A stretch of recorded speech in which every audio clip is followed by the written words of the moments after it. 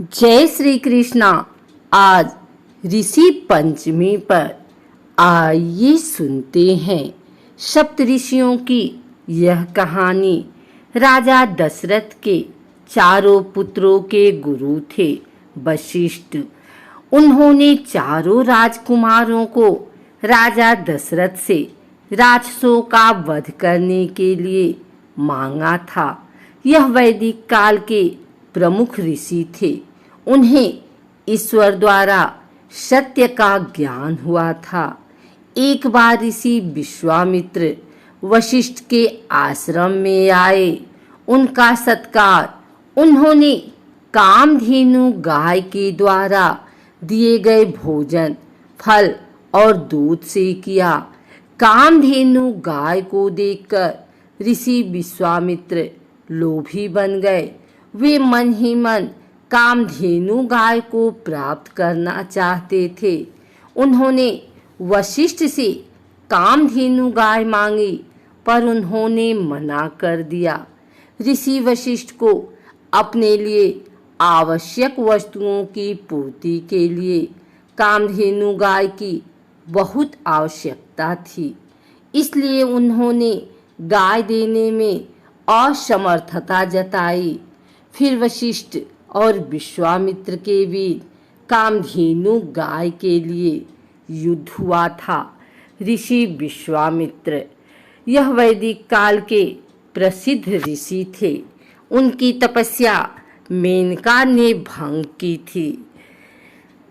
इन्होंने ही गायत्री मंत्र की रचना की है, जो आज भी चमत्कारिक मंत्र माना जाता है। कामधेनु गाय के लिए विश्वामित्र का युद्ध ऋषि वशिष्ठ से हुआ था।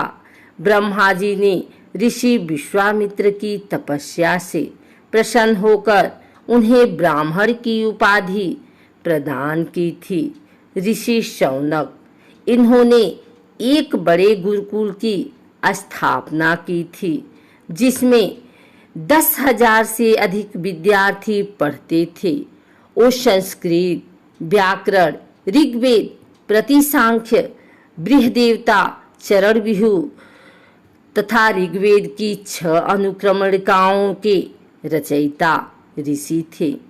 वो कात्यायन और अस्लायन के गुरु माने जाते हैं।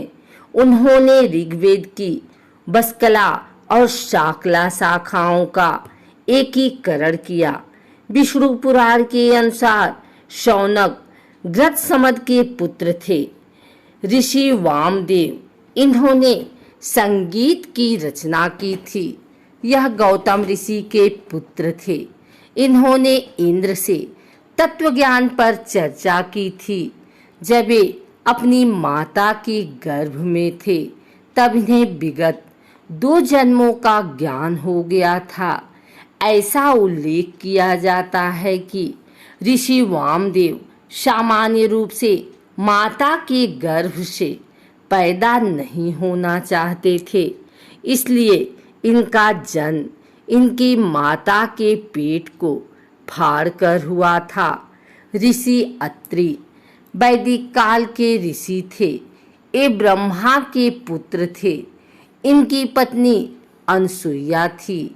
एक बार त्रिदेव ब्रह्मा, विष्णु, महेश अनसुईया के आश्रम में गए थे। ऋषि अत्रि वहां पर नहीं थे। अनसुईया ने त्रिदेव को बालक बना दिया था।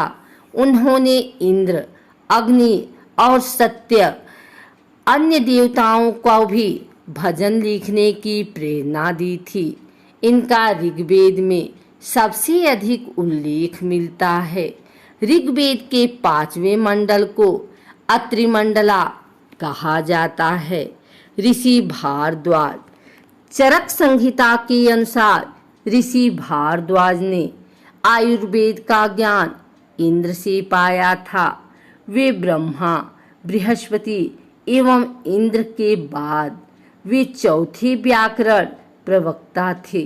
महर्षि भारद्वाज व्याकरण, आयुर्वेद, संगीत, धनुर्वेद, राजनीति शास्त्र, यत्र सर्वस्व, अर्थशास्त्र, पुराण, शिक्षा आदि पर अनेक ग्रंथों के रचयिता हैं।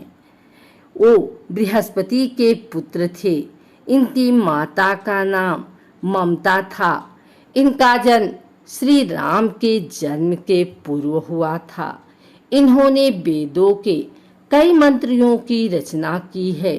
भारद्वाज स्मृति भारद्वाज संगीता की रचना इन्होंने की।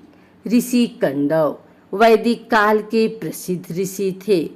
इन्होंने हस्तिनापुर के राजा दुष्यंत की पत्नी शकुंतला और उनके पुत्र भारत का पालन पोषण किया था।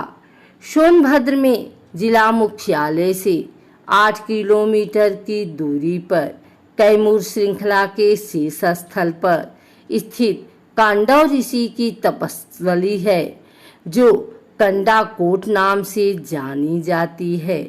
पंचमी वाले दिन सप्तऋषि की पूजा करनी चाहिए।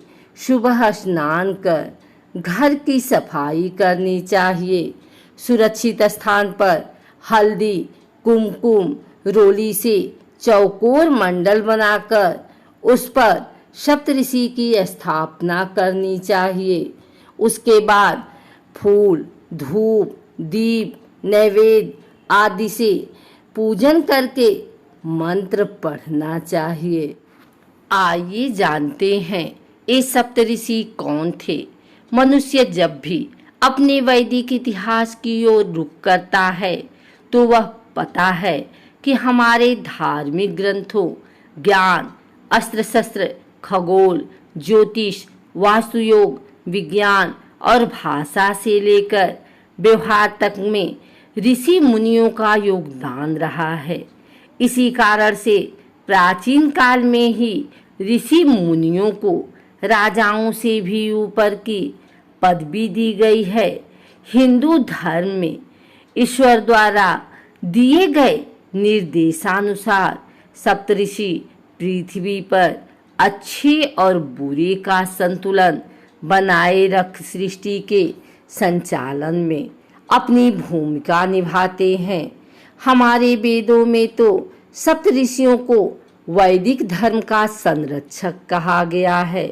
संस्कृत श्लोक के माध्यम से सप्तऋषियों के नामों को उसके बारे में बताया गया है। ब्रह्मर्षि, देवर्षि, महर्षि, परमर्षि, कांडर्षि, श्रुतर्षि और राजर्षि इस 7 ऋषि होते हैं जिन्हें सप्तर्षि की संज्ञा दी गई है।